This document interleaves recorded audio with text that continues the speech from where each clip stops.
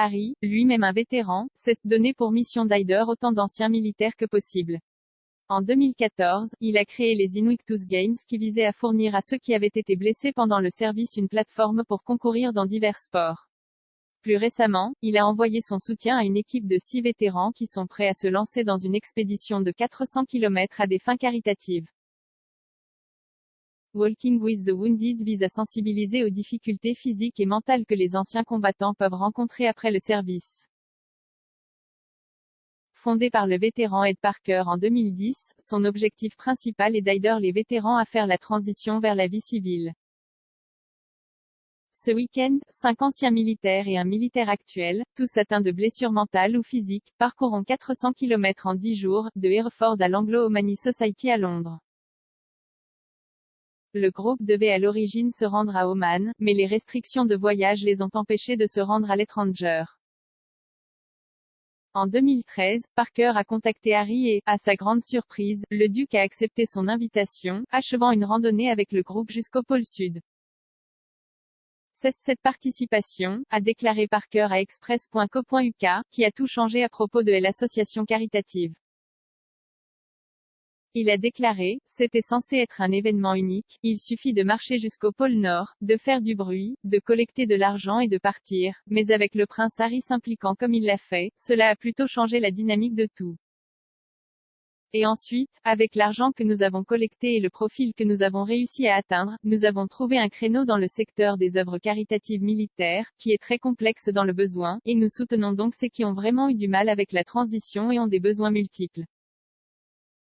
Il a ajouté, j'ai invité Harry à se joindre à nous pour marcher jusqu'au pôle Nord, ce qui a clairement changé la dynamique de la visibilité. Ce qu'il a apporté avec lui, c'est la concentration, l'attention et les médias, mais aussi sa capacité comme il était alors un soldat en service à exprimer très clairement le soutien qu'il avait pour les autres hommes et femmes qui servaient ou avaient servi. Et il est très passionné par ses liens avec la communauté militaire, cela nous a donc donné une visibilité considérablement accrue. Harry a servi dans l'armée pendant 10 ans, effectuant 2 tournées en Afghanistan en 2008 et 2012. Depuis le début de Walking with the Wounded, il est le patron de toutes les expéditions entreprises. La promenade d'Oman était destinée à voir les voyageurs traverser une partie du légendaire quartier vide d'Oman, le plus grand désert de sable du monde. Ils auraient marché à des températures comprises entre 32 et 35 degrés Celsius chaque jour, traînant derrière eux un chariot de fournitures pesant 300 kg. Mais en raison de la pandémie de coronavirus, les plans ont été renversés. Ils feront plutôt un trek équivalent sur leur propre sol. Malgré les revers, Harry est le patron de la Walk of Oman.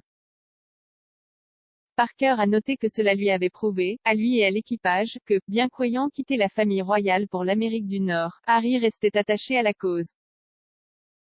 Il a dit que cela signifie que le royal reconnaît leurs valeurs et qu'il contribuera autant qu'il le peut à son succès global.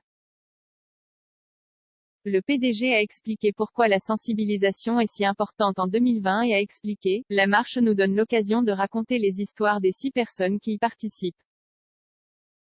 Ils ont des antécédents très divers et différents, et ont vécu différentes expériences qui nous sont utiles pour pouvoir nous connecter à un public plus large pour démontrer ce que les vétérans doivent surmonter.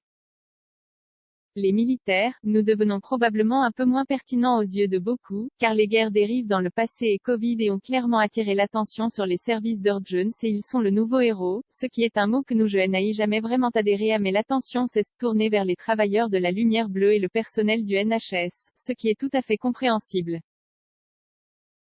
Mais ceux qui ont servi dans l'armée et qui ont des défis à surmonter ne se sont pas soudainement améliorés à cause de cela et nous devons toujours faire le travail que nous faisons et pour ce faire, nous devons continuer à collecter des fonds.